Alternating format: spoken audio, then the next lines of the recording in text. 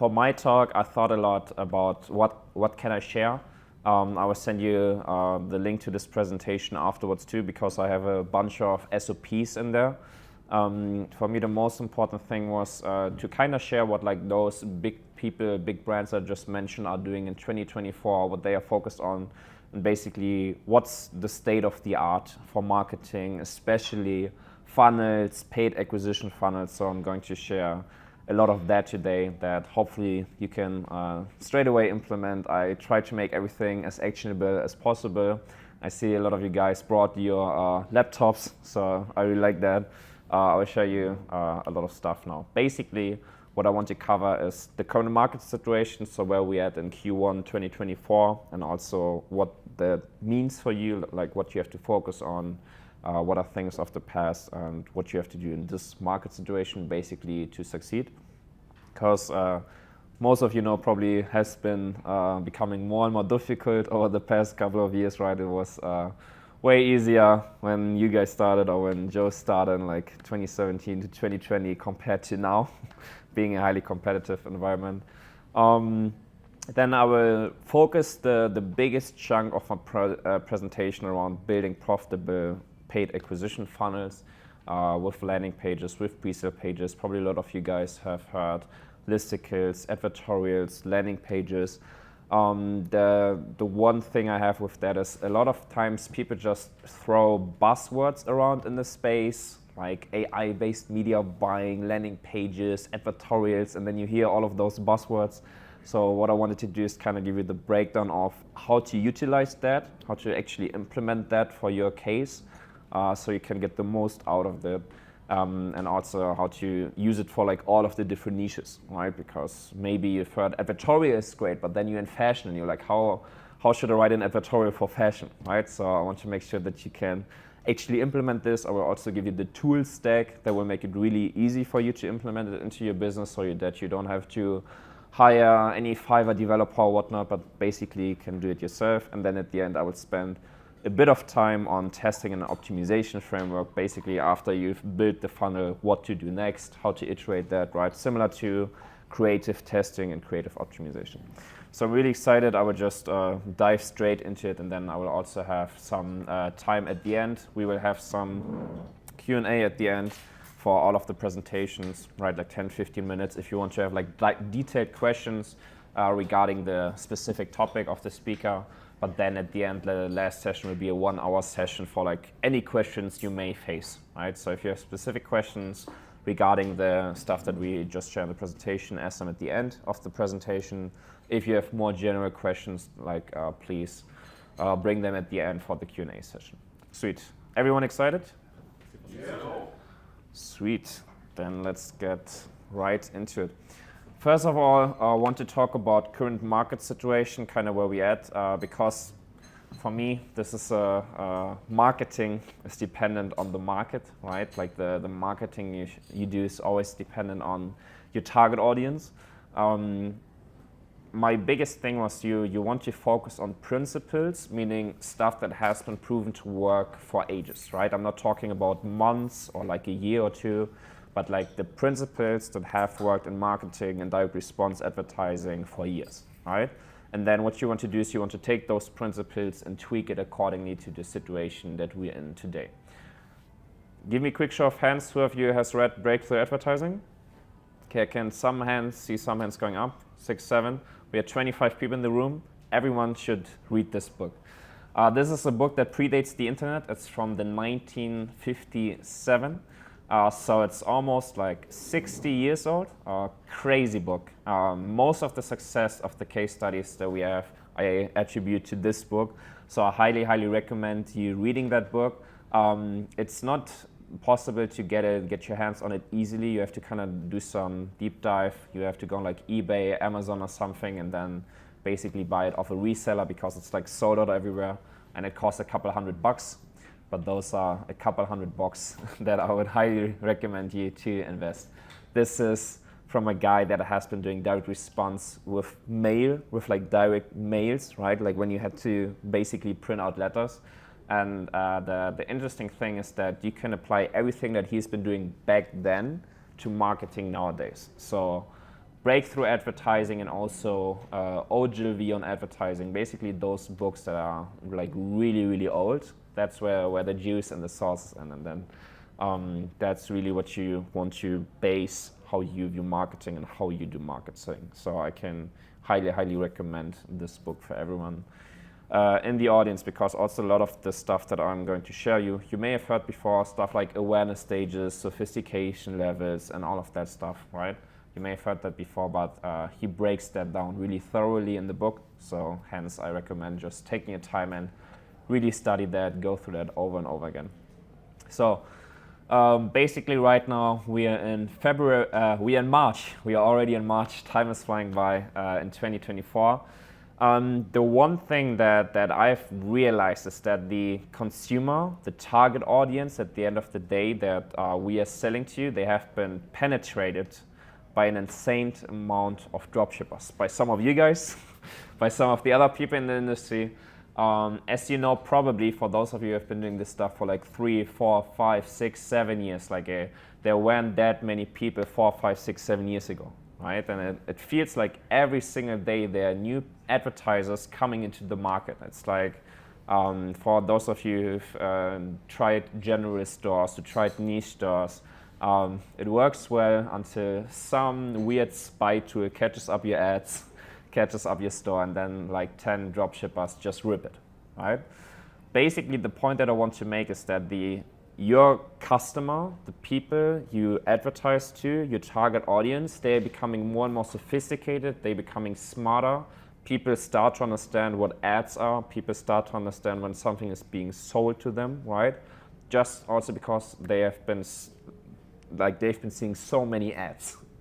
Like everywhere you go on Instagram now, it's like some e-com brand, some dropshipper like sending you ads, right? And it's the same for like the regular consumers that are ending up buying a product. So that's really, really important to keep in mind. Like when you do something, you have to put more effort into it. And this may sound simple, but this is really, really important if you think about like how can I become successful this year. Basically, the point I want to make is market sophistication has really, really progressed. This is basically a concept for those of you who haven't heard it, is that like what's the sophistication level of the target audience that you're selling to, right? Basically, the skepticism of your target audience, the skepticism of the people you try to sell something to increases with the time that they've spent in the market and with the amount and quality of buying experiences that they've had, right? If you're in fashion and your target audience has bought 10 times from a dropshipper and has waited 10 times for 2 weeks for a China product that's white labeled to come to arrive, then they're going to be way more skeptic, right? Obviously. So that's just something that you have to keep in mind, that then translates into how you have to tweak your advertising, how you have to tweak your website to stand out from that. Basically, the main point that I want to make in this first chapter is you have to work twice as hard now, right? Twice as hard in comparison to some years ago where it was way easier to get the same results.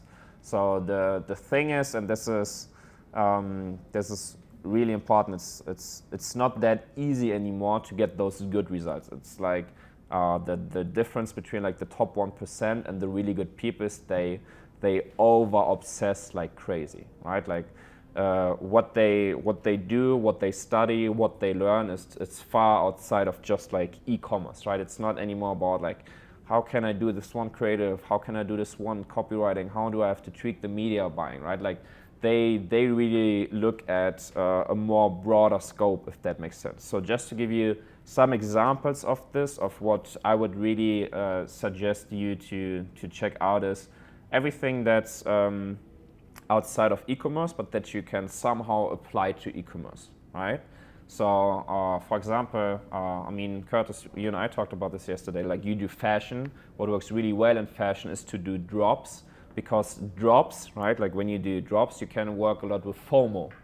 With like your audience, they have a fear of missing out. If you only sell products on one day and you say it's limited to like 1,000 pieces, then your audience has a fear of missing out on that limited drop, right? So that's, for example, something that's really smart that you can apply to how you market.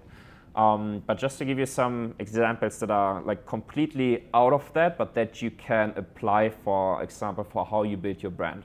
So one thing that a good friend of mine recommended me to do is to study propaganda, right? So it's a completely different topic, but like how do government officials, how do states do propaganda, right? So this is one example, and I have gotten some backlash at like other events where I shared this. But like one thing to study is like Hitler, right? So basically, like how can one person basically run the psychology of a complete state of like 50 million, 60 million people? Like what did he did to change the way that the masses think? Right? Like how can you influence the masses? How can you manipulate the masses? Like what of the stuff from like propaganda, even though it has nothing to do with e-commerce or with marketing, what of that stuff can you apply to how you do marketing or how you do branding, right? So just to give you some examples of that, with propaganda, it's oftentimes around having a really solid positioning, using the same words over and over again, building certain words that nobody else is using, having a common enemy, right, that you can distance yourself from. And there's like so much more stuff like propaganda that like government officials, that states use to kind of control how the masses think, that you can then apply to how you run your brand, right?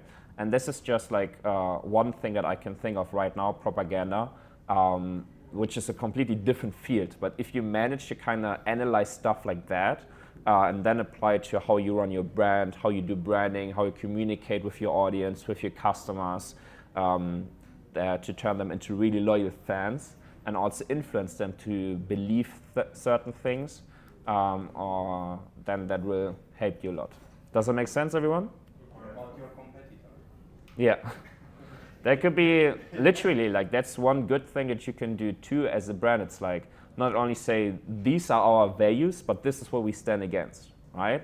So, I mean, you have this thing too with juices, right? Like you have your own production, really high quality. It's not only about saying how good you are, it's also about saying, hey, to my customer, like, listen, you don't just want to buy anything on the internet if you consume that product, right? If a brand doesn't have X, Y, Z, right? Like trust badges or like certifications or something, you don't want to buy that, right? So it's not only about strengthening your brand image, it's also about having having like a common enemy, or having like something that you go against, just so you can kind of influence your customer, right? And that will get them even stronger to you as the brand. Because at the end of the day, branding, it's like, it's also one of those buzzwords that are being thrown around. Like, what is a brand, right? Brand is basically an emotional connection that your audience, your customers have with you, right? The strongest influencers and the strongest brands, and the brands with the most hype, they have a lot of those attributes, right? That you have an emotional connection when you see that, when you see their Instagram, when you see the products, or when you see the person. And that's what you have to build. And for that, like, strong emotional bond that you can build with your audience, it's not only one thing. It's not only saying we are great, right? Like there are a lot of different factors playing into it. Okay, sweet. Now let's go into my main topic for today, funnels, right? Who is familiar with funnels? Everyone heard of funnels? Sweet. The first thing that I want to do is kind of give you the bird's eye view perspective. So you have a good overview of the field of funnels, pre-sale pages, landing pages. So you can first get like a bird's eye view of that, and then I will dive deeper into the different aspects of funnels. So again, I will share this presentation with you. You will have all of the links, so you can access all of those files afterwards. You just have to use the password, pretty simple.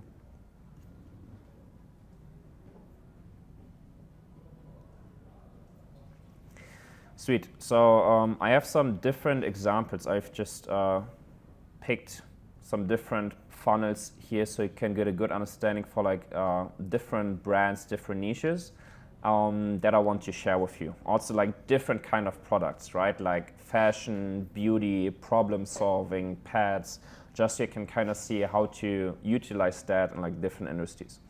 So basically, what do I mean with funnel? I want to take like the buzz out of it, right? I want to give you like the really basic explanation. The funnel is basically something where you have a certain narrative for your consumer from end to end, right? A certain narrative, a certain storyline from what you show them in the creative to what you show them throughout the pages that they are in the customer journey until they buy the product, throughout the email marketing and how they receive the product. That's basically a funnel, right? Like what you want to do with a funnel, you want to give them a certain frame of mind that they are thinking in terms of a certain pain point or a certain value proposition, right? What you show them in the creative and what you then continue to show them on the preset page, on the landing page, sales page, etc., etc. Does it make sense? Because again, it's like so many people say, build a funnel, do a landing page, utilize this, utilize that, right? We hear it all the time. So that's why I want to show you how to really use that for like for different cases. So let me just go into this example of PetLab Code to give you a high-level overview.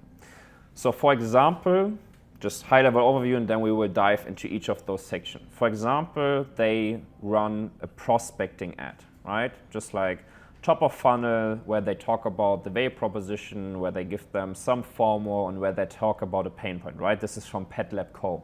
It's basically a pet niche, pet food, and all of that stuff, dental care for pets. So they basically run a prospecting ad, like a 30, 45-second creative. And then what they do with this ad, because this is really top of the funnel in terms of awareness stages, they talk about the first pain point, right? Then what they do is they push them to a pre-sale advertorial. Who of you know what an advertorial is? Okay, we have a lot of hands going up. It's basically an article, right, written from you as the brand, but where the target audience or like the consumer doesn't understand that he's being sold something. So basically, the great thing about this is that you take them at the hand and you guide them really slowly into the problem and into potential solutions, and then only after like a couple of minutes or after like a certain time that they spend with like your content and on the landing page, then you slowly start to pitch them, right? So you don't have it that they hear from your brand for the first time and then you push them to a product page and sell them something, right? But you basically take some time to warm them up. And in this like warm up phase, you can already install like certain beliefs, and you can also pinpoint certain pain points, for example, right? So here, for example, you can see, this is like a really long form article. I just screenshotted a bit out of that. It's like open letter to all dog parents. The vet that you can see here reveals the biggest secret for keeping dogs active well into their golden years. And then it's a super, super long form advertorial where she's talking from like the vet perspective to the dog owner in terms of, hey, this is important for your dog to live long. These are nutritions that they need. These are ingredients. These are vitamins. And these are the pain points that your dog will have if they don't consume that, right? And then only at the end, after all of this article, then they say, hey, by the way, PetLab Co. has the perfect product for your dog, right? But at that stage, like the consumer is really warmed up, right? Like we've talked about the pain points and everything. We've talked about what's important. We've educated the consumer, and then only we start selling them. So as you can see at the end, there's like this call to action. If they click from this advertorial, they are being pushed to the sales page, like the product page. If they don't click, they are being retargeted with a testimonial ad. So what happens here too, for example, customer journey, they see a prospecting app like, hey, your dog is maybe suffering from nutritional deficiency.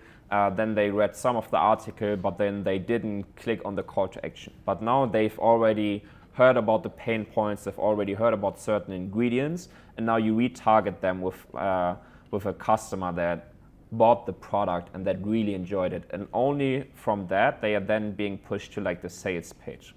So what happens with that is that they go through like a longer customer journey, and you basically burn less potential customers, if that makes sense, because you give them like a longer time to warm them up.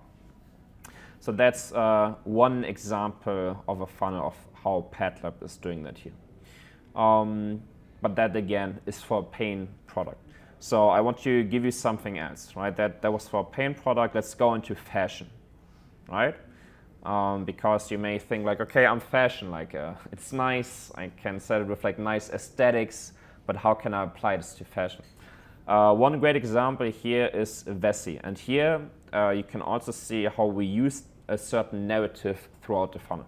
So with Vessi, what we did is they run this ad from basically like a photographer, and it's like a 30-second ad where the photographer is like, I'm a travel photographer, I travel all around the world, I need comfortable shoes, sometimes I'm in the rain or I'm doing pictures at the sea or stuff, and like my shoes get wet all the time, right? It's super annoying. So that's why I really like using Vessi, because Vessi, they're super comfortable sneakers and they keep my feet dry. That's basically what we use here in the creative, right? To have a certain narrative and a certain frame that the consumer already thinks, okay, this is a great comfortable shoe, looks like it's keeping my feet wet, but it's still comfortable. It's not like a weird rain boot or something, it's still fashionable. So they are in the state of mind, and then we don't straight away push them to a product page and say like, buy the shoe. But we push them to a landing page first, right? With like, this is the first thing you can see. It uses like the same narrative of like, these are great shoes, all weather shoes for everything, made for adventuring. You can see two happy people at the sea with those shoes. And then we basically then have these different sections with like value propositions. And then we have a lot of sections where again, like we talk about different values of the shoe, right? And then only if they click on that, then it opens up like the opportunity for them to buy the product. So again, we start with a certain narrative in the creative, and then we continue that narrative on the landing page, and then we then sell them. Does it make sense in terms of like kind of breaking it down and not go straight to product page? Sweet. Again, I will share this with you so you can use this too. One example of like the beauty space that I will share with you here is from Coconut. Here it's a bit quicker, so I also wanted to show you an example of that.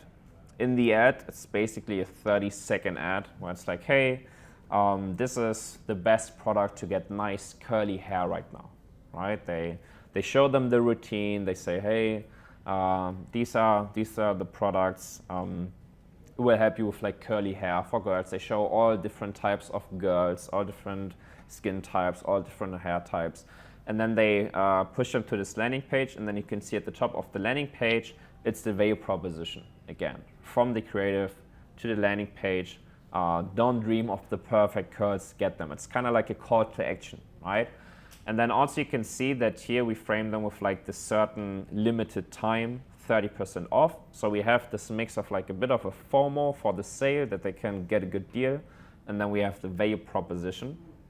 And then down below, we show them the product, and then it's also like a nice landing page with like different value proposition aspects. And then from then, then they can buy the product. Sweet. Does that make more sense in terms of like funnels and how to use them? Okay, sweet. Then I want to give you, let me check. Sweet. Can I ask a question? Or? Sure, if you want, you can. I was thinking like, let's take a brand like Gucci. How would they do a funnel? Would they do like a campaign and sell them the lifestyle more? Or So one important thing is that with all of you guys, it's more of like direct to consumer, direct response in terms also of like the pricing of the items, because probably the highest you sell is maybe like 200, 300 for some of you in the room, except for Arian who has like 1,000 something AOV. But basically the way that those brands like Gucci, Louis Vuitton, Prada, how they all operate is really, really different. That's why I also want to advise against studying big brands, also like Nike and stuff, simply because they plan down the line for like 10, 20, 30 years.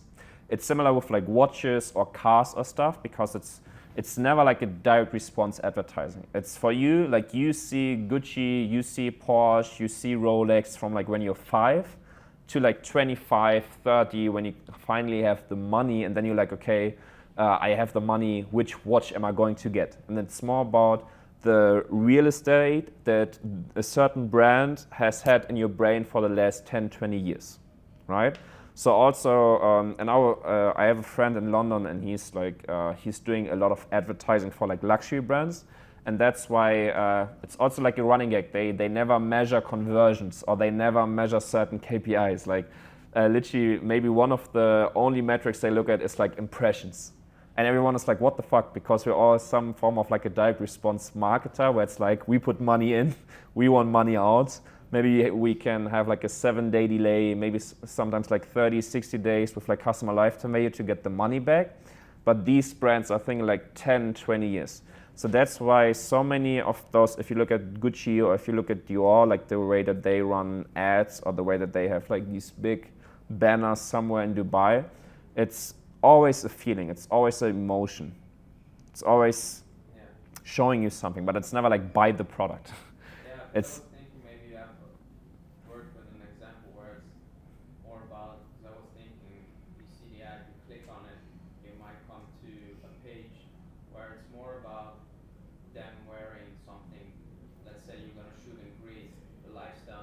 yeah. That they can resonate through that, but it's I think a bit more different than. But I was thinking like, how can we, for example, let's say with a jewelry brand, do something like this where it's not about the product at all. Yeah, fashion or jewelry. Good thing you can check out is like this page. I can send it. It's like, I think it's in the document too, so you can check it out afterwards. But it's more about showing them a certain vibe. I will see if in like the file that I'm going to share next, I have like one example of like fashion and jewelry, because I've put like a bunch in there. But otherwise I will look for some specific. But again, as you can see here, it's also more about like showing certain aesthetics, showing a certain vibe and getting that across, rather than like just a piece. So the best thing you can do with jewelry is also have like a lot of models, a lot of different scenery. Not saying like all the time like this is not getting green, or this is like 925 sterling silver, or this is like nice comfortable, but oftentimes around like the aesthetics.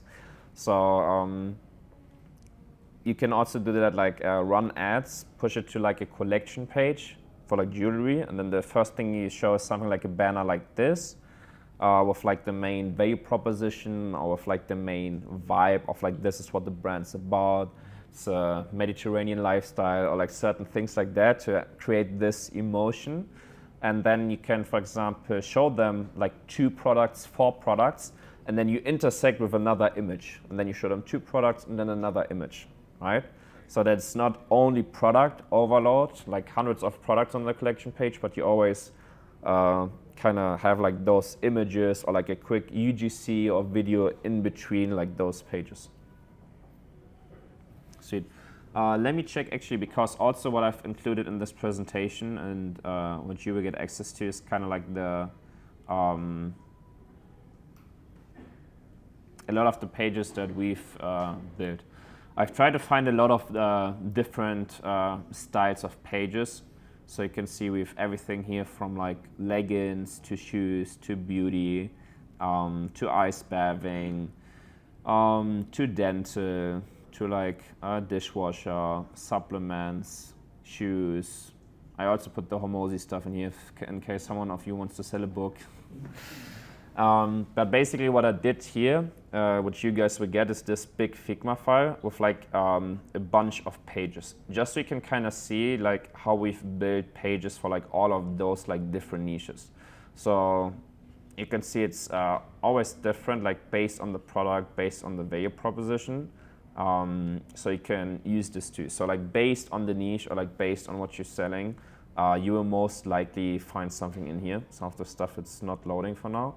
And if you have like a product, if you're selling something like completely outside of this, just talk to me after the event or like send me a DM so I can find like a page and put it in here too. So you can kind of like model that. But in here you will see like a lot of different examples. We also have like leggings in here, but those are like these booty push-up leggings. So it's like a bit of like problem solving or like a nice solution. So I will have a look if I can give you some fashion pages. I think you mentioned before about, and it does embrace your advertising, that when it's not problem solving or the market sophistication, it's so much that it's more about identity and lifestyle. Yeah. So you're more tapping into like, you know, these are the kind of people that do this. Yeah. The kind of people that, so you can, that's still a problem you're trying to solve, which is self-expression and identity. Yeah, that's a good point. Like. Move towards, I think. I do have some questions about whether you run conversion campaigns on this as well, even at top of funnel. But I'll wait. Okay, see. But that's a good thing that he just mentioned identity, because identity is also a big thing. Like I often hammer in emotion, right? You want to create a certain emotion, a certain feeling, especially if it's jewelry fashion-ish. Identity is a big thing too, because as you just said, like self-expression, right? They want to self-express themselves with their style. And that also ties a bit into status, for example. Like women, they buy jewelry, they want to look cute, they want to look pretty, right? Like men buy fashion, maybe they want to look solid, maybe they want to look good in the gym, maybe they want to look professional, right? So there's always like a certain identity that you can use in your branding to get that across. I mean, you've done it, you know what I'm talking about. Like it's completely different how you do drippy to how you do outlaws, right? In terms of identity, colors, like how they wear it and everything. Sweet. But yeah, I will give you this Figma file, everyone, so you can check out all of these different landing pages basically. On the right-hand side, this is also what I'm going to do in a second.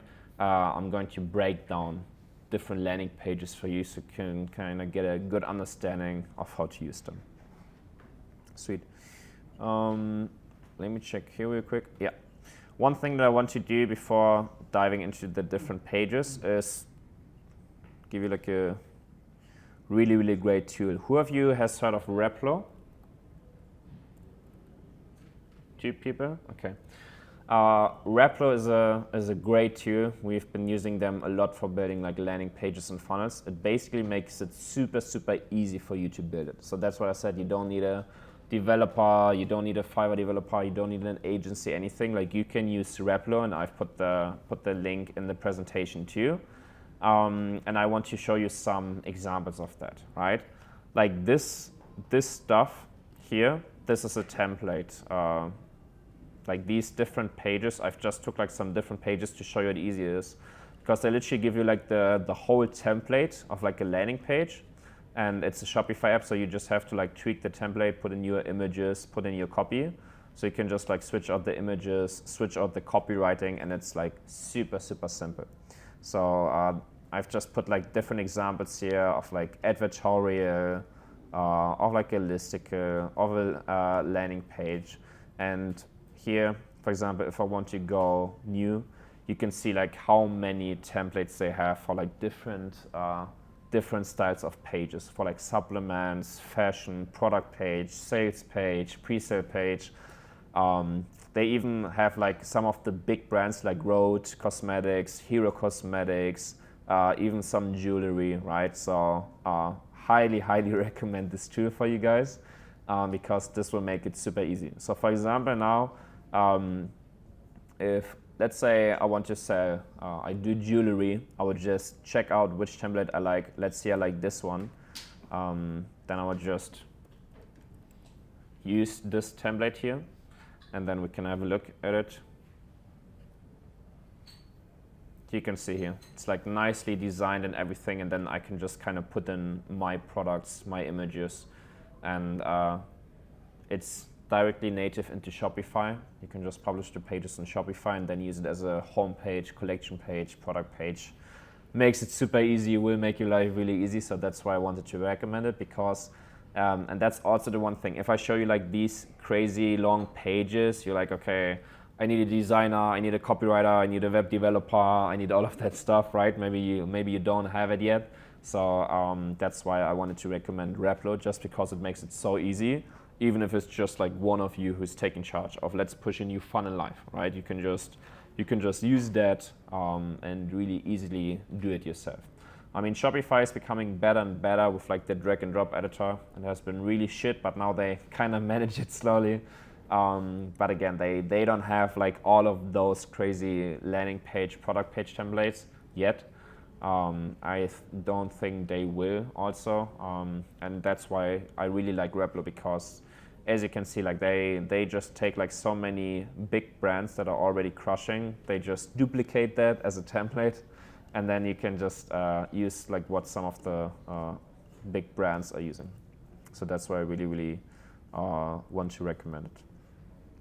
Any questions regarding like the technical aspect before we dive into each of the pages? We tried Funnelish, and we have a product that's got sizing, and so we found it really hard to bundle offers and upsell.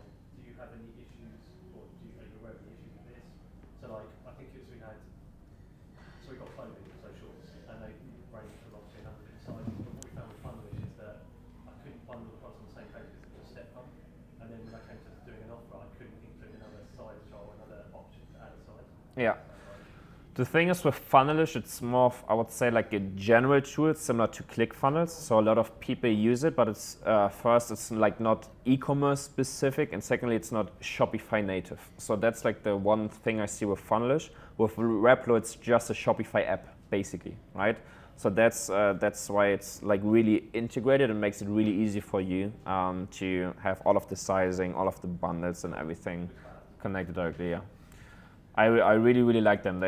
They somehow came up like in the last like 6 to 12 months something, and just like yeah, really, really push hard. So also like these templates, like when we started using them, they had like 5 templates or something.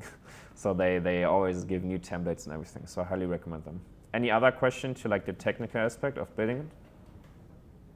We use Pagefly. Would you say it's more or less the same, or is there a specific reason you would prefer your Pagefly, gem pages, I would say they are similar in terms of like functionality. I think Replo was the first one to really like disrupt like the Shopify landing page app scene a bit in terms of like them giving the templates, and it's similar to Webflow. I don't know if you guys build pages with Webflow, but it has like it has a good mixture of you can like use certain templates, but you can also like modify them. So that's why I like it a lot. I think gem pages and this other one, Pagefly, they are like kind of grabbing up to it, but I didn't like them that much when I like tested all of them because they didn't have like that many templates. And I mean, for me, like the speed is really important. So if you can just like use one of those templates for your brand and then just like put in your images and your copy and you're done, like that's really great, because again, you don't want to use a developer or somebody to like design anything for you, right? So you can just use that. Any other questions? Okay, perfect. Then I will more go into like these breakdowns, because like one thing, we've talked about funnels a bit, how to utilize funnels. We've talked about like the technical execution. Now I want to give you like a bit of the breakdown of like the different pages. Again, you will have that in the Figma file too. And then at the last step, show like what makes sense when. So basically what we have here are like different pages, and what you will see is that I broke down the idea behind those pages. So what you can do in these landing pages is just like check that out and then see what the idea of the sections are, if that makes sense, right? So basically with like the most general template for a landing page always has certain sections, right? It's a good combination of getting across the biggest value proposition of your product, breaking down your product, and then creating trust. Those are like the main aspect of a landing page, and that's why I personally also like using landing pages so much, simply because if you look at a home page, collection page, product page, like they all have different goals kinda that are on different pages. Like product page is really selling, it's really focused on one product. Homepage is more giving like a general overview of all of the products, and with a landing page you can kind of combine that all in one page. which also makes it a bit easier for your target audience to consume all of the content and for you to install certain beliefs and also create like this trust. Because that's also super important, because maybe you run a creative, you run an ad, you push it straight to product page. The product page sells the product really good, but then the one key thing that's missing in the whole equation is trust, right? Like you didn't take time, maybe a bit in the creative, but you didn't take a lot of time to build trust with your audience so that they believe in you, right? Because that's like the biggest currency, if that makes sense, and like you selling something online is that they trust you, right? I mean, they cannot have the product in the hand. They are not in a physical store. They can see it's really big, it's super nice. You have all of these other products. There's like a sales employee that looks fresh, looks good, looks professional, right? You don't have that. There's like a lot of stuff taken out, and that's also like one mindset thing that I want to give you. One mindset framework is you want to basically emulate like the offline customer journey to like what you're doing online, right? Like all of these aspects from the offline customer journey, try to get as much as possible online. That's also why for you, Joe, right there, you said jewelry, fashion. That's why it's so important to have that on the Instagram, to have that on the pages, like work so much with like the aesthetics, with models, with influencers, so you can create the emotion. Because you don't have it that you walk into like a nice fashion store or a nice jewelry store or something, where everyone is looking really good and you have all of the products, you have some artwork and some interior design, right? That's all taken out of the equation because they're buying from their phone. So you somehow want to take those aspects and create this experience for them still through like what you show them in creative to what you show them on the funnel. And one thing that's also super important with like customers, as I said, like they are getting smarter and smarter. So regular customers, they will also check your social media. Like they will maybe Google for your name. So you have to make sure that like all of that stuff outside of the creative, outside of your funnel also looks solid too, right? If you sell whatever product you sell, even if it's, like especially if it's fashion jewelry, you want to make sure that your Instagram is on point. It has a good amount of followers. I think most of you guys are already doing that at this point, but just want to mention that it's super, super crucial too. Sweet. So with landing pages, mostly I like, I would say that there are like 4 to 6 basic sections that you need. Sometimes we have like 8 to 10 sections. As you can see, we have like 2, 4, 6, 8, 10, 11 sections. With this one, we also have like 10, 11 sections. With an editorial, it's a bit more basic.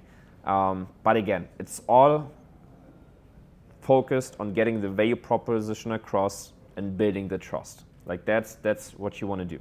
I will show you some of the sections, but all of those sections have the same goal to get the value proposition across of that the customer understands like why should they buy from you, what's in it for them. And then on the other side, to give them the trust that you're an established brand, that you have a solid product, and that you've been in the market for a long time and you have a lot of other customers, right? So let me just show you some of the different sections of like a landing page so you can see how to do that. You guys, do you want to see the more of like fashion example or more of the supplement example? Fashion. Fashion? Or if you're fine if we do fashion? Okay. This is a bit of a, it's fashion, it's underwear. It has a bit of this like problem solving aspect to it because it's period underwear. You guys know period underwear? Okay, probably it went a bit viral in France, for example. It's basically like a fashion product that also solves a problem for the ladies. So basically what you want to do in the first section, and again, you can see that this is super similar. Like the hero section from like what we show, whether that's fashion or whether that's supplement, it's super similar. So what you want to have in this first section is you want to give the value proposition and you want to build trust. So what we do is we always have like one headline, then we have like 2, 3 sentences below that to explain the value proposition, and then we have different trust aspects, right? So, for example, in the announcement bar, we have like the reviews, we have like the trust badges and everything. And then we basically get the main value proposition dialed into like one sentence. So here, for example, we write, discover the panties the internet goes crazy about. So we already tell them what it's about. It's about underwear, and we create a certain sense of virality, right? Like you as the consumer, you're on this page and you're like, okay, why have I not heard about this product? It seems like everyone knows about this product. It seems like it's viral already, right? So it creates a certain aspect of virality.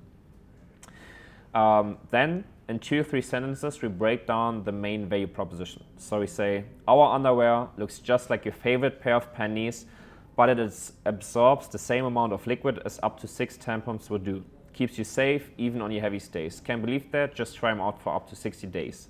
Not satisfied? Just get your money back. It's as easy as that. So in like 5 to 10 seconds, your customer understands everything that he needs about the product, right? Obviously, he then needs to look for like the piece that he wants and everything, but we basically get the main value proposition across. I want to show you the example for supplements too, just so you can see that it's really the same thing. We have the main value proposition, we have some like review stars, we have some social proof trust badges, and then we say, do you have gut or skin problems? We got you. We have the solution for you. Scientifically formulated products to restore your gut health, to achieve clear skin, calmer insights, and good feelings all over. And then we have the call to action and some social proof, right? So the first section, and what you will see also in the other sections, that like the basic framework for like a solid landing page is always the same. And that's why it's will then be easy for you. Like if you get like this understanding of how a landing page works and like the framework and like what's similar, then it will be like really easy for you. Take the templates from Replo, put in your stuff, and use it then, right? So you will have a really, really nice implementation speed. Okay, so. Did you run deep dive in the research? Because you mentioned about that for creative. Did you think, okay, well, we'll use our expertise and just A/B test off the bat? Or because the content, obviously here you've written content to address a problem. Did you deep dive for the client, or did you annual test and then? Yes, so it's like a whole another topic that I didn't want to open up now, but yeah, long story short, do your research. Everything that you write on your pages should be based on a good understanding of your customer, right? So I've said this probably 10,000 times. It's about understanding them better than they do themselves. Knowing what they think about, knowing their pain points, knowing their beliefs, knowing their anxieties, their fears, their current situation, where they want to be, their goals and everything, because then you can best write to them, right? And with all of this writing, you want to make it like a conversation, right? Conversational copywriting, and works best in most cases. And if you can pinpoint basically what they are thinking and describe it better than they could themselves, they will have this crazy like aha moment, like, oh my gosh, like they understand me so well, right? And then you will have the best return and the most people buy. So that's like the long story short.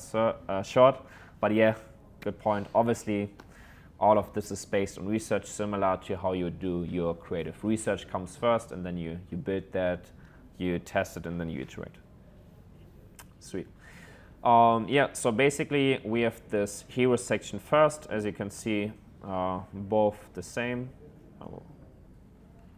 One of the next sections is a how-to guide. So we basically want to make it really easy for them. So we break it down in like 3 steps. We make it almost baby simple. Like, hey, first of all, find the product you like. Second, order it. Third, feel good. Right? So we give them the breakdown, like, this is what you have to do now. This is what you're supposed to do. You're supposed to find a product you like. You're supposed to order the product, and then you're supposed to enjoy the product. So we do it here for fashion. We do it the same way for our supplements. We say, hey, choose the bundle that's suiting for you, order it, and then enjoy it, and you will see the results yourself, right? Just so we tell them, hey, this is really easy. It's super, super simple. It's in 3 steps, you can go from where you are to where you want to be, basically, and experience this transformation, experience like all of the benefits of the product. Sweet. Then what we have is a benefits section. So we talk about the we break down like the value proposition that we had at top more into like a detailed section about like, this is what the product's about. These are the main 3 or 4 benefits of the product, right? So that they can get more details around it. I don't need to read all of that to you, so you're an expert in period pennies, but that's basically what we're doing there. So we have value proposition, first section, quick breakdown. We then have like a how-to section, like, hey, just buy it, super simple. Then we have more of like a detailed section. And again, you can see here it's exactly the same framework we follow, more of like a detailed product breakdown. Then again, we have product breakdown of like, how does it work? These pages again will be a bit more applicable to if you have like supplements, skincare, problem solving, those kind of products, right? Then will make the most sense. So basically we then have a product breakdown section. We have a section of how to use the product, right? We have a section about the brand, behind the brand. We have a section for testimonials. We handle objections. We have basically like a buy section. We then have an FAQ section and then a newsletter section. So what you will see, and I will show this here too, more of a detailed value proposition, a product breakdown, what's inside of the supplement. Then we have like another short description. Then we have like the sales section where they can choose the product. We then have some benefits, we have some testimonials, we have FAQ, we have newsletter. So like the framework, you can just plug and play that. But again, as you can see what I said in the beginning, it's all about getting the value proposition across, talking about the benefits for the customer, and then secondly, building the trust. With all of those sections outside of the product, so for example, the brand story, like show them the behind the brand, who are the founders, what are the values of the brand, show them testimonials, show them UGC pieces from TikTok, right? Handle objections, give them like an FAQ. All of this is focused on creating trust, right? Like we take the anxiety, we give them security, we show them, hey, this is us, this is the brand, these are the founders, here's our community, here are all of the happy people who bought the product, right? And what really, really works well is just take the UGC that you have, that you use in your creatives and put it on your page, right? Everyone has caught up to the trend that UGCs are working amazing in the creatives, so also use them on your pages, right? Especially for fashion, jewelry, all of those aesthetics, take images and videos from your community. I say this to like every single fashion brand. Like so many of your customers post pictures and tag you on Instagram, have like a feed of that on your pages. Because one, your prospect sees that and sees that it's liked, a lot of people like it, right? Secondly, they will buy the product and then they will be enticed to post it on social media too because they want to be on your page too, right? So this kind of goes into you will get more and more free content from your customers. So that's why it's really well to use UGC. And again, you can use this for skincare. You could use it for consumable products like the juice, like just show your influencers, show the people using the product. This works extremely well because as you know, people buy from people. We like to buy from a human. We don't like to buy from just a really anonymous brand, right? We want to have this connection of we buy from a human at the end of the day. Does that all make sense for like the landing pages that I just went through, or do you have any question for those specific types of landing pages? All makes sense? Okay, sweet. We went through the landing pages now. I want to go through the advertorial now, and then I will go to the last part, the listicle. So then we went through like all of the 3 different types that you can use. Then we will go back to the bird's eye view, and then you will have a good understanding of like what each of those landing pages look like and work and the idea. And then again, in the bird's eye view, you will then get a better understanding of like when to use what, and then also apply this to your use case. Make sense? It's good? Nice. Sweet. So with the advertorial, with the landing page, it's more of like a clear statement, like, hey, this is who we are, this is the product, and these are all of the happy customers we are going to sell you now. With the editorial, it's more about what I talked earlier. It's like an article. It's written like an article, right? It's from some expert, whether that's like a skincare expert, whether that's a pet expert, whether that's a doctor or somebody like that, or it could also be like the brand owner making like a really informative article. So we're not really selling to them, we're more educating them around the product. So you can see, for example, I put an example from beauty brand. So also from the headline, from everything, it looks like an article, right? Like it looks like an educational article, and then here we have some of those sections where we then push them to the product page. But overall, if you look at the page, it looks like an article, right? It's like your average 9 to 5 consumer will not see the difference between this, where we sell them something, and a regular article where they learn something, right? So what we do here, for example, copywriting. This small company challenged the beauty industry with a product that took Instagram by storm and sold out 14 times in a row. Again, this is a bit playing with the virality aspect, right? Like this is a great product, viral product, everybody loves the product, so we already built like a certain amount of trust and virality. And then we have this like David against Goliath feeling, right? Like small company, nice startup, right, is challenging the big bad players. So this also gives you a consumer like a good perspective. And then basically what you can see here, it's a mixture of like certain trust elements, right? We start with the desired situation. So for beauty, we show them something of like clear skin. For supplements, we could show them like a before and after of like somebody being ripped now or somebody being healthy or no acne or whatever. We have like certain trust elements in between, but then most of that is just like written long form copy where we educate them, right? So here, for example, to give you the bird's eye view look, we give them the frame and the headline. We talk about their desired situation in copy. So here, for example, we say, the new Australian-sourced vitamin C will give your face the head-turning glow in 10 minutes, fade the look of acne, dark spots, hyperpigmentation, and leave your skin supple and hydrated as if you've just walked out of a luxury spa. So we have a bit of virality, and then we talk about the desired situation of the person who's reading it, because they're like, okay, maybe I have acne, maybe I have pimples or whatever. I want to learn how to get a clearer skin, so I will read this article now. Like now I'm hyped, right? And then we show them the desired situation in an image too.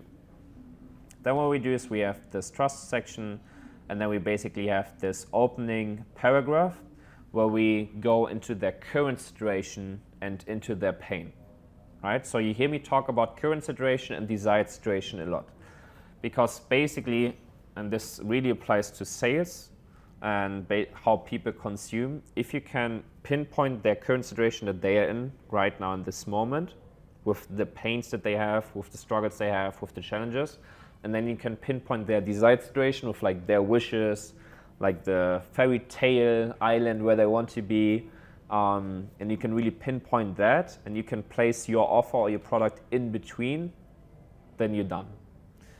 Instant 8-figure. No, I'm kidding. But that's basically like that's the key, right? That's what you want to achieve. You want to pinpoint their desired situation, you want to pinpoint their desired outcome, you want to frame your offer, your product, to take them from where they are to where they want to be.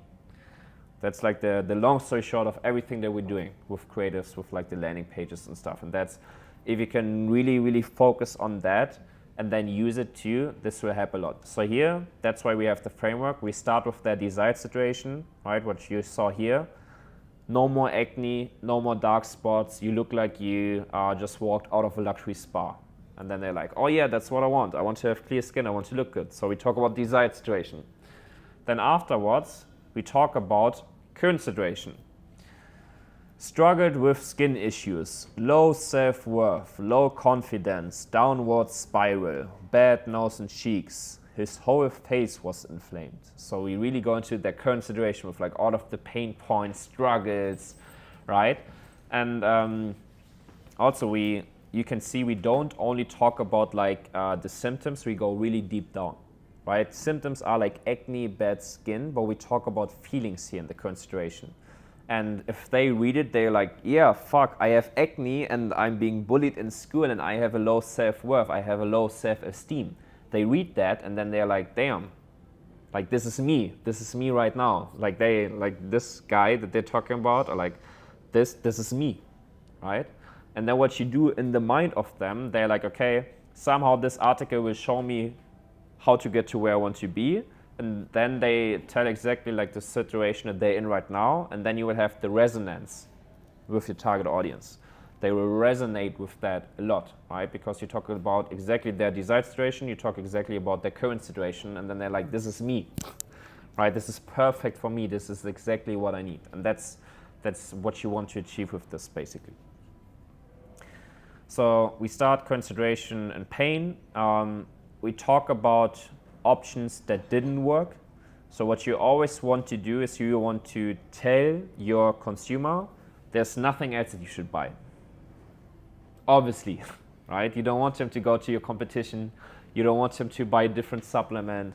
You don't want them to go to the gym or whatever. You want them to believe that the only solution they have is buying your product at the end of the day. So that's why after talking about the current situation, the pain that they have, we talk about other options that we've tried but that didn't work. So for example, all tried multiple products with very mixed and usually non-lasting results. This caused them frustration. It seemed that the big beauty brands were pushing to customers more and more products, many which contained harmful ingredients. So here we say all of the other options don't work. Don't try it. Then we introduce the solution. This is when a team of scientists, dermatologists created a superfood-powered vitamin C clay mask. Our shiny unicorn, crazy product that will help all of their pains go away magically, right? This is like the feeling that you want to create. Then we have a short pitch. Gleamine, this small startup company that's revolutionizing the beauty industry, combines different ingredients, blah, blah, blah, blah, blah. Then, product explanation, we talk about the ingredients, what's inside of the product. Again, you want to, in the advertorial, you want to use, you want to educate them, right? So we educate them around like, why did we, as the brand, use to put certain ingredients into the product? So we give them an overview. All of this stuff is in the ingredient, and they're like, oh my god, why the fuck do they put desert lime and kale extract into skincare? Like, why would they do that, right? And then that's why we afterwards explain it. We explain the background and the benefit of every single ingredient, right? And we educate them. And in between, again, we then have call to actions, testimonials, social proof, but we educate them all the way, right? So you can see in the beginning, I would say like the first, if we look at the whole page, like the first 50% are just desired situation, current situation, education. First 50%, like the half of the time that they spend on the page, they are only being pinpointed and they only learn. And then afterwards we go into, right, like the second half, we then go into the trust building. So we give them testimonials, again, UGC pieces, we have press releases, we have the benefits of the product, we handle their objections, we have more testimonials, more testimonials, more testimonials, and then at the end we round up with like urgency, more testimonials, call to action. All right? So you can see first half of this is more of like education, product, value proposition. Second half, we then go more into trust stacking and pitching. So this is why I'm also a big fan of advertorials, because they take your target audience on a really nice journey. They warm them up. And if you read through this whole thing of like an advertorial that's applying to you, you will want to buy the product at the end of the day. It's like, I mean, all of you guys know VSLs, right? And you've all probably watched a VSL where you're like, fuck, I didn't even know I needed that 10 minutes ago, but now I need it. It's, I mean, I'm doing VSLs too, right? I'm writing so many different videos. Maybe some of you have seen the VSL at the top of the Made Man page, right? Like, we do this all the time because we want to say something online via like a video. And then sometimes I see an ad that looks nice. I want to reverse engineer the funnel. I click on the VSL, I watch it 10 minutes. I'm like, fuck, this copywriting is so good. I want to buy the product now. Just because the person did such a good job in understanding my situation. Random example, it's a high performance coach and he talks about all of the pain points that I have from like traveling around the world a lot as an entrepreneur, not so good sleep, a bit of performance struggles, a bit of focus struggles, and he pinpoints it really good. And then he's like, I found the best solution. And then I'm like, fuck, let me buy it. So that's what happens basically with the consumer. And that shows you, some of you guys have been laughing because you know what I'm talking about, watching a good VSA, you have the feeling you want to buy the product.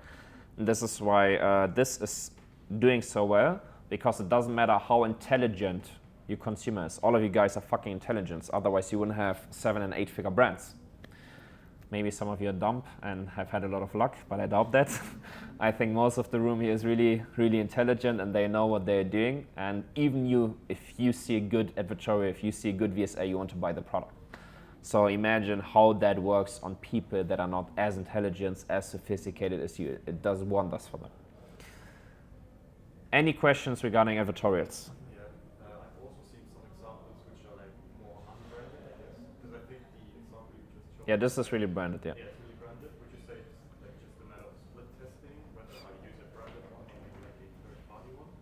Or like, is there one or two which you do just test it? Or like, is it like, do these ones really perform better, the branded ones, than the unbranded ones? It's a really good question. It's a bit based on the creative you show to them and the target audience. So the interesting thing with like advertorials is it's supposed to mimic an article, right? Here it's like more branded, more visual, because this is a younger audience, skincare, young females. A friend of mine, he's running a supplement company. They do most of their paid acquisition funnels with advertorials. But it's like a supplement for like brain performance. Target audience is like 40 plus. The article looks like a New York Times article. Zero branding, big font sizes, like 16, 20 pixel font sizes, Times New Roman, really old looking, right? And it works wonders because it feels native to them. I even have it with like the online stores of some of the people that I work with. Like they sell, do you know barefoot shoes? Yes. My German friends know them. The internationals know them too. I have some people that we're working with, they sell barefoot shoes, and the target audience is like 60, 70 years old, and like if you go on the website, it looks so bad. Everything's so big, like where you can select the sizes, it's like taking 50% of the screen because they're so old, right? They are used to seeing catalogs and like calling and buying, right? So that's why we have that. Everything is like so big, so easy to use. We have like the phone number everywhere so they can call customer support. It's the point that I'm making is you have to base that on the person you're selling to. At the end of the day, it's also testing, right? But it will not make a big difference in this advertorial if it's like a bit branded with like the colors or not. It will be a couple of %, right, that you can test, and that will make a bit of a difference. But like the big leap in the beginning is obviously like the copywriting structure and everything. Make sense? Yeah, so you are hosting these pages on your website, yeah? Basically. How about using other platforms like newspapers, big newspapers to the same content?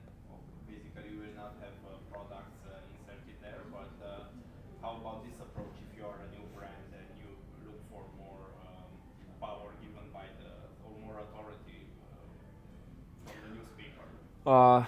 You can do that too with like a newspaper. I've never really seen it. The only thing that we have sometimes is like what he just talked about, is like where it's more unbranded or like a different brand, is that they have like a different domain, right? So maybe Gleamine, it's like a skincare company. Maybe they have a domain called skincare360.com.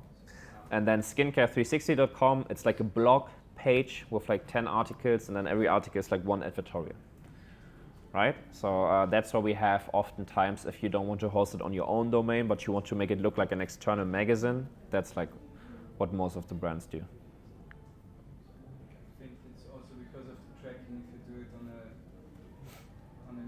website you lose all the data, you cannot Yeah. share anything.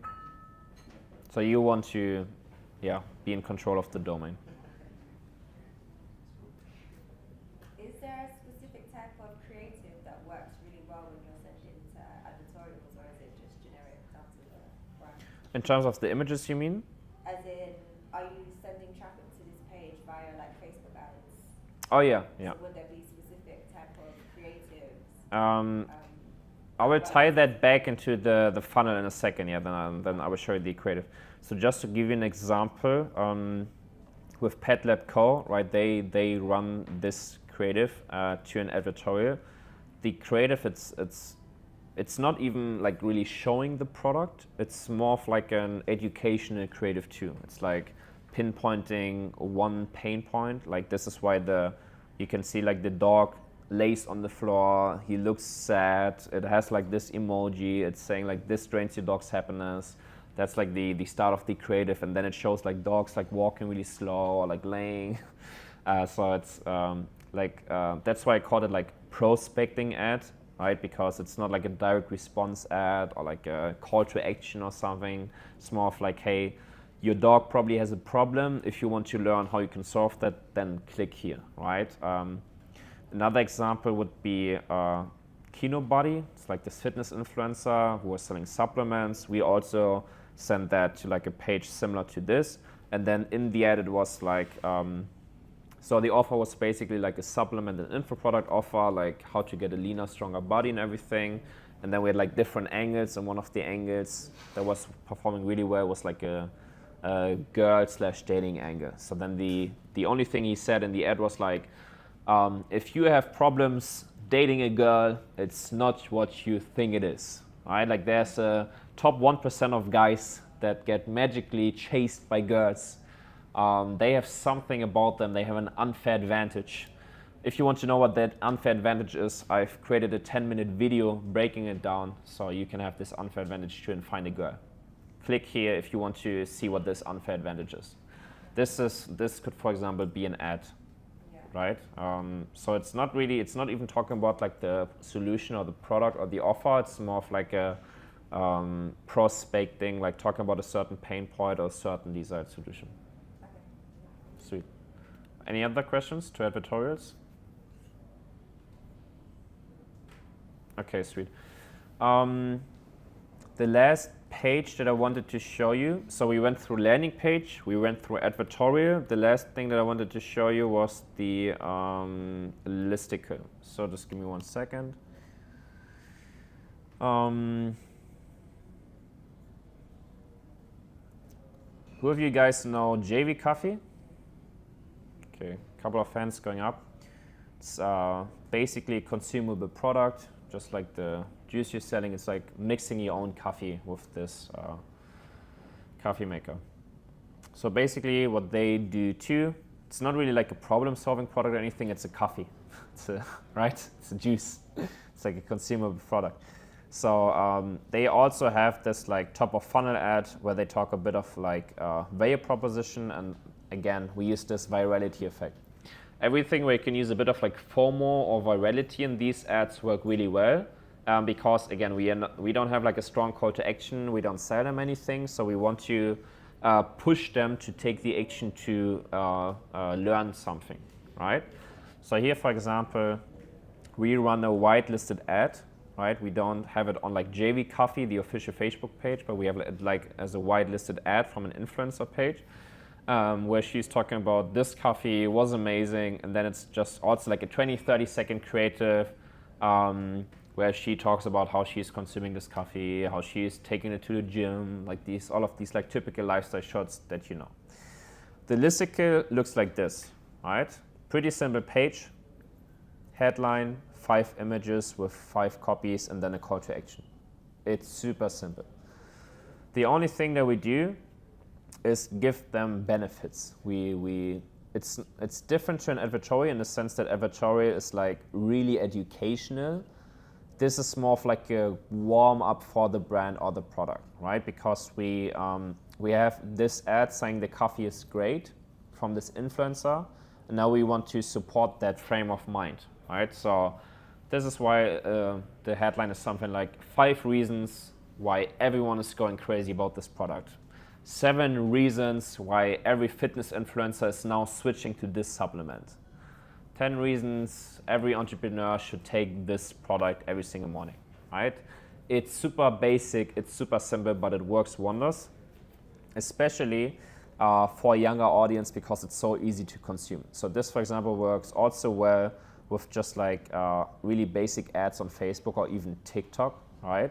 Where the attention span is low. Because imagine like a typical TikTok audience reading words.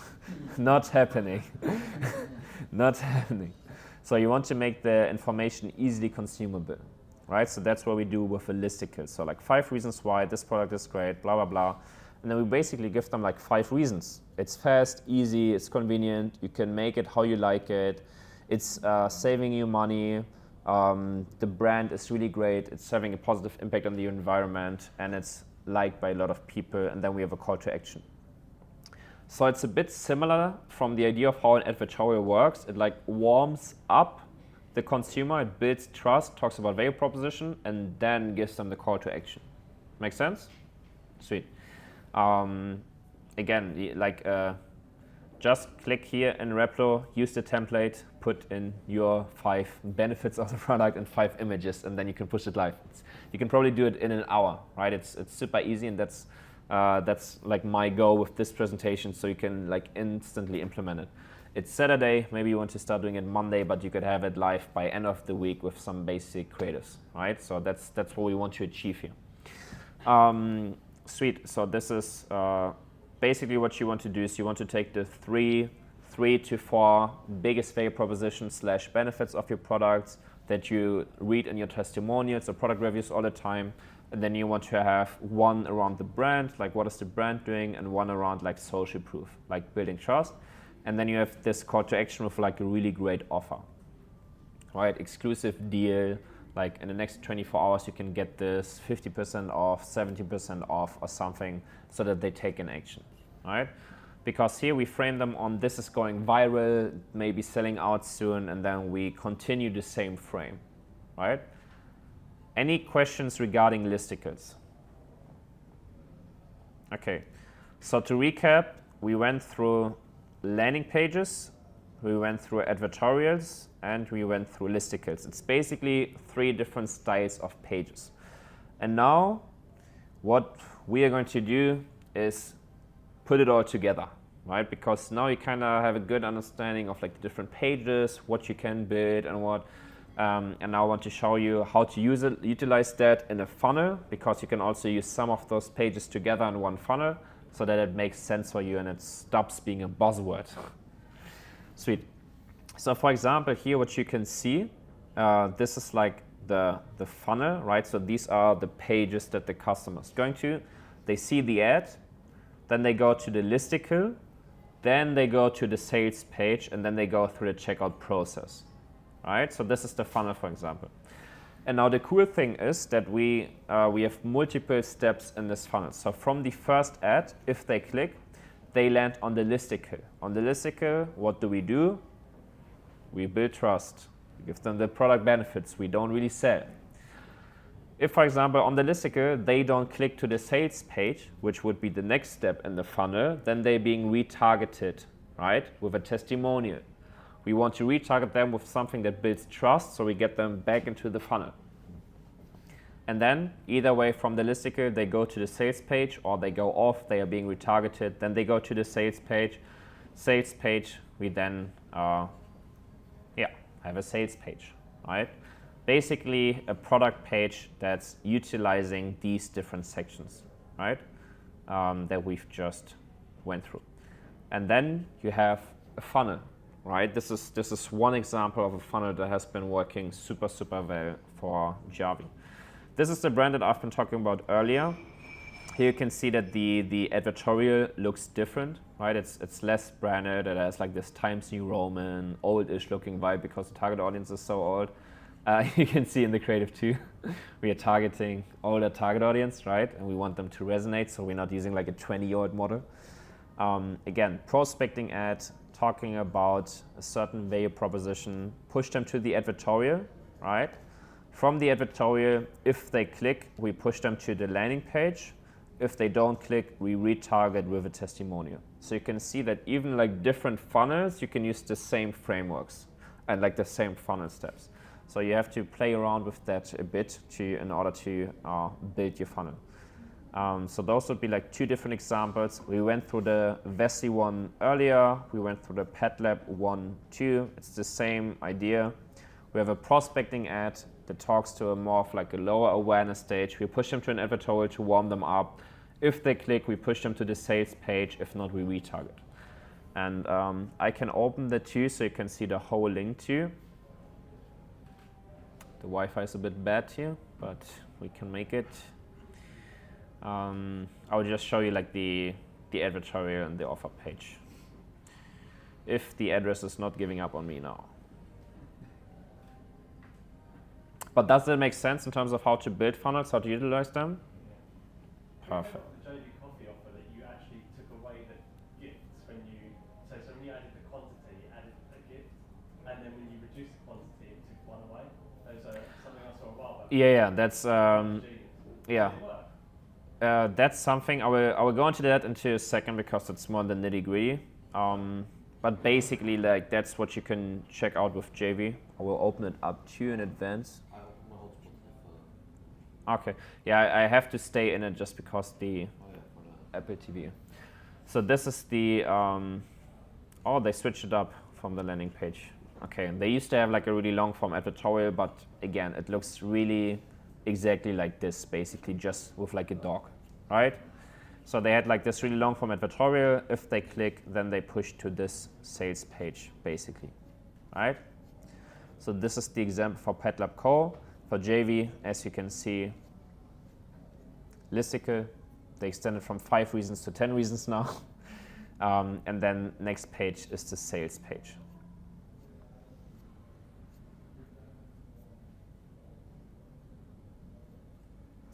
I will go into this one thing that you've just mentioned. Yeah, and then if you guys have any other questions to like specific parts, we can spend some time on that too. So what he just mentioned is that for like consumable products, supplements, skincare, anything like that, you can oftentimes work with bundles, right? Like instead of just selling one, sell like 2, 3, 4. You can even do that with fashion and jewelry. This works really well to bump up your average order value and have like more room to play with that you can spend on customer acquisition costs. So basically what you want to do is you want to sell them a bundle or like multiple products. For fashion jewelry, what works really well is to have like an outfit, right? For example, you sell them the t-shirt together with the pants, with the shoes, the hat, whatever, right? If it's jewelry, you can also say like buy one for you, buy one as a gift. For supplements, for consumables, it works really well to have like different flavors or something like that. And then what he just mentioned is to give them like a gift. So for example, if you select like multiple bottles, like 2, 3, 4 bottles, you get different gifts as a motivational booster, right? You probably have seen these like progress bars in the card drawer where it's like, if you spend $50, you get free shipping. If you spend $100, you get a free shaker. If you spend $200, I will send you a gift card, something like that, right? It's the same idea. Basically, like when they select the bundle, you want to motivate them to buy multiple products. You can do that really well if you gift them something. Does it make sense? Okay, perfect. Do you guys want to jump into anything of the landing pages, funnels, pre-sale pages in detail? Otherwise, you can also just digest information and then come back and hit me at 7 p.m. in the Q&A section. Perfect. I have a small question. When you Sure. start with native ads, so I'm thinking about starting with native ads. Yeah. How many editorials would you build for the beginning to test? Because there are different Good question. possibilities. Thank you. It looks like scripted because that's the next chapter that we're going into in my presentation. How to test, how to optimize, how much to start with.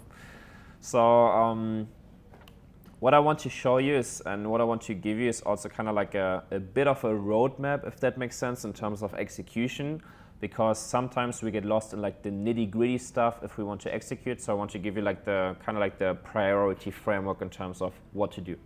So I've built this beautiful pyramid that you can see. The idea behind that is that everything builds on top of each other. So most important is the offer that you have. The next most important is the angle of how you sell it. The next most important is the funnel. The next is the copywriting in the funnel. The next is the UX UI. Right? So that's how you want to go through that. You don't want to start with the design of that if your offer sucks. Right? So you want to kind of validate through like those stages. And for example, if those three dial in, then you can start running tests. Does that make sense? So that's why in the execution, I want you to have like speed of implementation with like those templates from Webflow. I don't want you to spend 100 hours and like pixel perfect designing your first listicle before pushing it live, right? Because we want to put our throttle on the gas pedal, we want to put horsepower on the street. I don't know if it's an English saying, but it's a German saying. That's what you want to do. So get to building those funnels in terms of how many advertorials you use or build. In the beginning, one. You want to build one funnel because what you want to do for the offer you have, right? Solid offer, validated offer, one main angle because you want to have one narrative throughout the funnel, right? If the main narrative is, I don't know, use these supplements, get a stronger body, get a girlfriend. We don't want to have like 3 different pages in those funnels. The one page is like get a stronger body. The other one is perform better and like entrepreneurship. The other one is sleep better, right? We want to have like one main narrative throughout the funnel, which is also why you want to start with like one advertorial first, where from the creative throughout to the advertorial to the product page, everything is the same. And then if you validated that funnel, you can then duplicate it and dissect it. So the way that I like to think about it is that as soon as you validate the funnel, as soon as you have enough ad spend behind that, you then want to start duplicating and moving that into like different angles. If, for example, you have like one really well angle, then you try to scale up a second one. If like those two work really well, then you build like 2 distinctive funnels. But again, that's something where we're talking about like 6 figures spent on a funnel. So it's like really down the road. So in the beginning, you can all do that with like one solid funnel. Sweet. But yeah, that's basically like the most important things for like the pre-sale pages, landing pages, and like how to build the funnel and like basically how to execute that. And then if you validated that, let's say you've built like a really nice funnel with a listicle, a sales page, and it's doing like 100K, 200K, 300K a month, then you can start like pixel perfecting the branding, the design, the UX UI. You can test the copywriting. You can test like different call to actions or offers within that. But before, you want to work on the big large activities. Sweet. Therefore, biggest levers are off of Angel's funnel. Once you have those dialed in, start split testing the sections, the copy, the UX UI on those pages. On this page, I have like a 1.5 hour recording from like another mastermind where I've went through like how to split test. Again, focus on those first. If you're at the point where you've done all that, you want to start running split test. I have like a whole breakdown here, 1.5 hour video, also together with the tool stack. But again, that would completely break this presentation, so I just wanted to include it here. Sweet. So there was a lot of input from my side. So we will have the lunch break now. Afterwards, we will have Aaron's presentation. If you guys don't have any more questions specific to this, I would just say, let's get outside, let's breathe some fresh air, eat something, so we're ready for the next session. Thank you.